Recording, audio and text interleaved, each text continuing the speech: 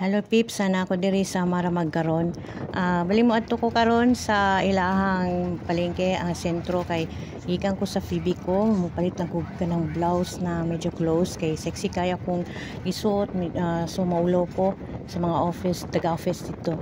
And hala kalapad gyud sa ilahang bro. So mo ni ilahang palengke ang street ani kay on the way sa bus terminal. So asa man ta asa may guwapong palitan ani mga blouse, simple nga blouse nga akong to cover lang may cleavage.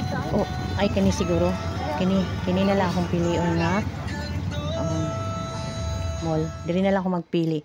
So karon ang ilang department store kay naa sa second floor kay ilahang first floor is grocery, so dito ko sa taas.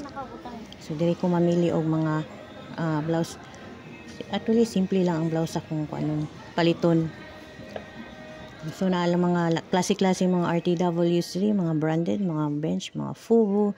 So dito lang ta sa department store. Wala kay tao kay medyo sayo pa man gud ni na 1 oras. So napa koy mga 30 minutes to look for my blouse. Actually na ako yung blouse pero nabilin man ko dito sa hotel, so dili ko need nga magpalit pa brand new nga blouse. I mean brand new pero dili katang pa simple lang. So medyo diri ko nakapalit og blouse na gusto nako, so tama siya siguro ni. So diri ko napakoy 30 minutes, so pwede pa siguro ko sa babaan ni. So mag stroll mo na ko gamay diri. Napod sila mga sa aisles, mga display, mga lain-laing klase mga RTWs makita mo diri sa second floor. Then napod sila mga fancy jewelries, so makita niyo mo diha naka-display. So napod sila yung mga pang beauty and mga cellphone gadgets na pwede sa aisles. So medyo wala pa ko naka-breakfast, wala man sila ilain food, so mahulog na lang kog donut ani, parisan na lang na kog medyo pait na kape. Americano lang daw ilang available, so okay ra, tama ra sa pare sa donut. Kay Amerikano ka ilang available. Mao na ilang gawas Pips. Sus daghan man dai dito mga RTW sa gawas. Napod sa mga terminal sa bus unya diha ko mo sakay.